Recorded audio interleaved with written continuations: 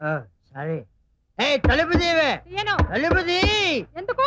అరే ఎందుకు లోపలికి వచ్చి ఒక చెప్పు మనకెందుకు లోపలికి వచ్చి చెబుతా కదా. నువ్వు నేను అడిగిన డబ్బు తీసుకొచ్చి ఇస్తేనే ఈ ఇంట్లో నీకు పుట్టగతులు. డబ్బులు ఏమని బ్యాంకులో మూసేస్తుంటే నేనెక్కడ తెచ్చేదే. తలుపు తీవే. ఇలాగే ఇక్కడ అరుస్తుంటే ముష్టో నలకని పిచ్చి కుక్కలు పైన పడి చంపేస్తాయా. అలా జరిగితే మంచిదే. నా చేతుల్లో కాకుండా పిచ్చి కుక్కల చేతుల్లో చేస్తావు. అవ్వా అవ్వా వెధవ 1,00,000 రూపాయల కోసం మంగళసూత్రం తెచ్చుకొని ముండమంటావుటే. అంత కర్మ నాకేం పట్ల. తీసుకో నీ బోడి మంగళసూత్రం.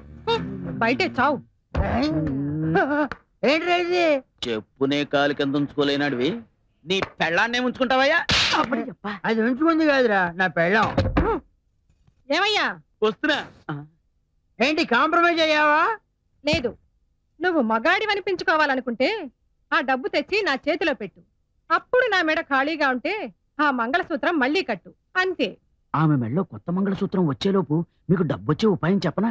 మరి ఎప్పటిదాకా ఎందుకు చెప్పలేదు? అప్పుడు అబ్బోయ్ లక్షలు ఖరీచేసే ట్యూన్లు శ్రీరంగం బ్రదర్స్ దగ్గర బోల్డ్ ఉండుంటాయి కదా. ట్యూన్ల పుస్తకాల్ని మెయింటైన్ చేసేది నేనే. నాకే చెప్తాను. మరి ఇంకే మెల్లగా అక్కడి నుంచి మాయించేయండి. మన దగ్గర క్యాసెట్ కంపెనీ వాడు ఉన్నాడు. మంచి ధర కమ్ముదాం. ఆ తర్వాత చెరిసగం పంచుకుందాం. ముందు మీద మంగళసూత్రం మీద అయితే ఓకే.